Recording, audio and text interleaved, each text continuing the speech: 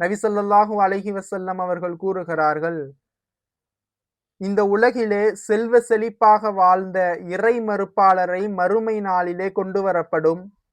கொண்டு வந்ததற்கு பிறகு இப்படி கூறப்படும், அவரை நரகத்திலே அமிழ்த்து எடுங்கள் என்று சொல்லப்படும்.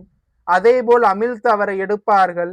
எடுத்ததற்கு பிறகு இந்த உலகிலே நீ இன்பத்தை அனுபவித்திருக்கிறாயா என்பதை என்று கேட்கப்படும். அவர் சொல்லுவார், இல்லை, இந்த உலகத்திலே நான் இன்பத்தை அனுபவித்ததே இல்லை என்று சொல்லுவார். அதாவது இந்த நரகத்திலே அந்த வேதனையை அனுபவித்தவுடன் இந்த உலகிலுள்ள இன்பத்தை எல்லாம் மறந்து விடுவார். கண்ணியத்திற்குரிய அல்லாஹுவின் நல்லடியார்களே, நரகத்தினுடைய வேதனை என்பது சாதாரணமானது அல்ல, மிகவும் மோசமானது. அவ்வளவு பயங்கரமானது அந்த நரகத்தினுடைய வேதனை. நரகத்தினுடைய வேதனை இருக்கிறது என்று தெரிந்தும் கூட இந்த உலகிலே நாம் எப்படி வாழ்ந்து கொண்டிருக்கிறோம் என்பதை நாம் சிந்தித்து பார்க்க கடமைப்பட்டிருக்கிறோம். எப்படி வாழ்ந்து கொண்டிருக்கிறோம்?